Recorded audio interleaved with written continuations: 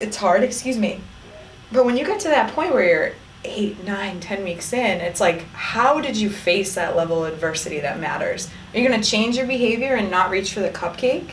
Or are we going to just fall back into old habits and eat when you're stressed? You know, it's like, and I always say to people, and I probably said it on here before, is like, you're not a dog.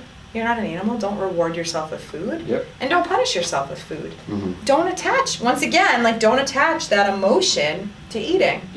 Because easier said than done, obviously, but when you start taking the emotional piece out of it and you start thinking of food as fuel, it gets a lot easier.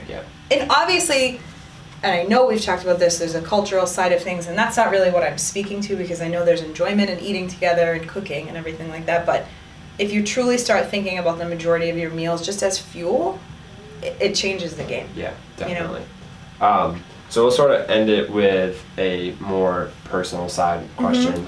Jeez. Not super personal side. Just an opinion piece. A story, if you would say. Okay. Whoop. The struggles of maintenance, the struggles of nutrition, the struggles of cuts. You've been on a nutrition journey for a lot longer than anyone here has, and it helped draw your passion, but you still work with a coach. You still have your own journey.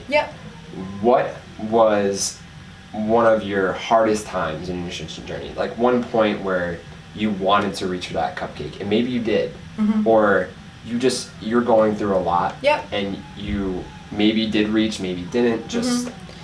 The first one would definitely be, without question, right after I had my daughter. So I probably put on about 40, 45 pounds with her, and I was under the age-old assumption that, like, you have a baby and then it's all gone.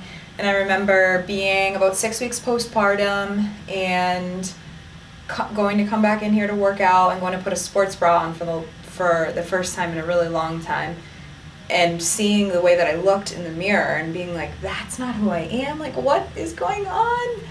You know, and coming to that level of recognition, like, obviously standing in appreciation of the fact that, holy crap, like, I had a baby, like, I carried another life, I made a human. But that uphill battle, like, I saw Coach Mallory posted about it the other day, that it really is a mountain. You know, it's funny, I said to my husband last night, what is it like for men? Like, you're just like, I want to have another baby. Oh, and she gets pregnant. Oh, and you know, you look exactly the same throughout the whole pregnancy, and then the baby comes, and you still look the same. You know, I said that to my husband jokingly, and he's like, truthfully, I can't imagine what you guys go through. But I think for me, you know, coming back 6 weeks postpartum and doing my first class and just feeling horrible. You know, maybe that first week I lost half a pound, and just being like, oh my God, I have such a huge mountain to climb. Like, is this worth it? Do I just essentially throw in the towel and be like, screw it? Like, this is who I am. This is my body, whatever. Like, I've had a kid. I don't care anymore, but it's like, you know, do you just accept, like, well, it is what it is? And I said to myself, no, like, I'm worth more than that. I want to set a really great example for my daughter of caring about your body and respecting it and treating it well. You know, and just pushing it physically to see what it's capable of. But I would definitely say the postpartum. And then the second hardest would probably be right now. Being pregnant again, and, you know, how quickly, I mean, like, I feel like I look like I'm 15, 16 weeks pregnant, and I'm not. And, you know, having crazy cravings and wanting to reach for things and knowing that I shouldn't. But then again, you know, I struggle, like, do I give in to those temptations? You know, it's a hard fought battle. But I think, so after I had my daughter, I think I went through 3 cuts. And I would say the hardest one was definitely the third in terms of progress, because I had the least to lose towards the end, obviously, and I was more leaner than I was at the beginning, because at the beginning it comes off faster when you have more to lose.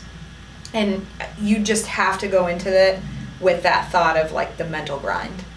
You know, you can't, and I know it sounds silly, but, like, you can't question it. You have to just be like, nope, I'm doing the right thing. It's gonna be fine. It's gonna be worth it. And it is. It really, really is when you get to the end, but it's slower. Every subsequent cut is slower. This is the reason that each successive maintenance after every cut, I make a little bit longer. So the first one is has to be at least half of the time that you cut for, you have to maintain. The second one is like 2/3 of the time. So if you did a 12-week cut, you have to maintain for at least 8 weeks, and so on and so forth, just to give ourselves a little bit more of a break. Yeah. But I would definitely say, coming from like the perspective of being a new mom, it would definitely be right now pregnancy, but for sure postpartum with my daughter. And I'm sure in March I'm going to go through the same exact thing. But I'm sure part of it will be tougher because it's the second time around, but part of it will be easier because I've done it before. Yep. And that's where I would say to someone who's going through another cut, and I said this to someone the other day in the Facebook group, is like, rely on the knowledge that you have and be confident in the fact that you've done this before. So whereas before you might be like, this isn't worth it, now you can say, oh no.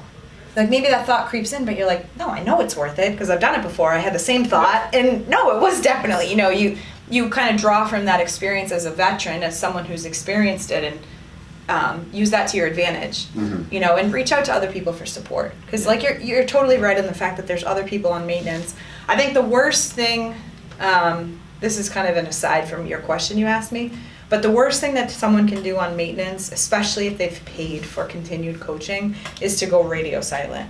Like I said, I would rather hear from someone who's like, I really screwed up the last few days or over the weekend, than not to hear from someone. Because what happens, so say 250-pound Jeff loses the 30 pounds, he's at 220, he checks in every now and again, but then he goes radio silent for a month. The idea behind maintenance is to slowly add back in calories. I'm not able to do that if I don't hear from you. Yep.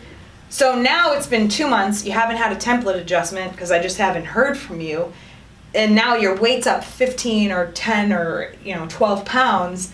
I'm kind of at a loss of like, where do I put your calories, because you've been eating in such a surplus that I don't want you to lose weight. We want your weight to calm down a little.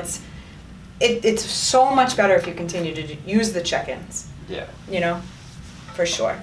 Awesome. Well, I think we covered some good topics. I think we did too. I definitely think that if you guys have questions after listening to this, reach out to Nicole, reach out to myself, reach out to a coach and sort of ask. But the last thing I would like to mention, if we have a second, is just to think about I talked about the macro picture, and I want to make sure I mention this.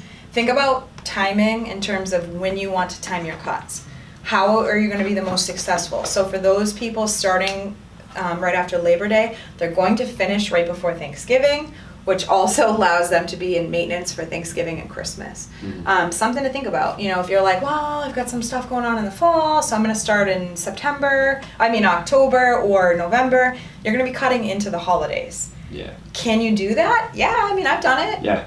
I did it last year, but should you? Do you want to? Are those big holidays for you? Are those things you want to enjoy? Some people have total non-negotiables, like, I will not cut over December. I will not cut over the holidays.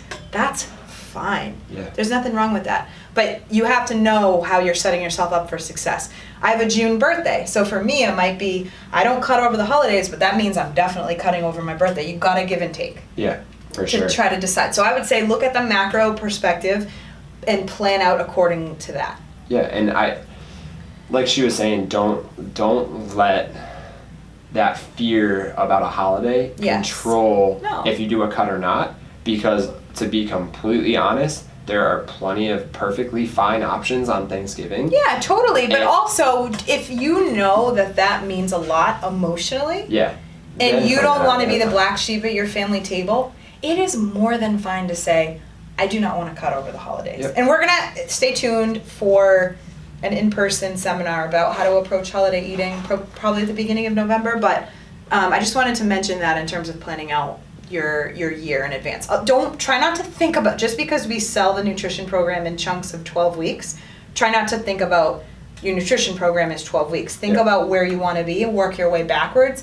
Maybe you buy a 36-week pack instead. Or even just mentally you think about it that. 36 weeks. Exactly. Awesome. Well, thanks so much again for joining. Thanks, Jeff. Awesome. And like I always say, if you like what we do, leave us a 5-star review. Woo-woo. Yeah, that was good. Woo-woo. I didn't want to cover all the questions because we probably would have gone into noon. No, what time? How long? It's 40 minutes. 40 minutes? That's pretty solid. Yeah. Another good one. Romero just texted me, good luck with your podcast.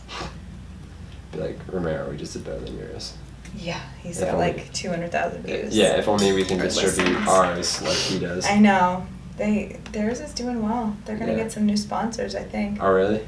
Yeah, I think Butcher Box, he was saying. Oh, wow. That would be awesome for you guys. Yeah. Get some food. I know. It'd be nice. We've used them like once before, but Did you like them? yeah. Yeah. I like Butcher Box. Omaha Steaks is good too, but I'll take anything free. Yeah. Free $100? Free What? is for me. Especially with the second kill now? Free? Yeah, it's crazy. What?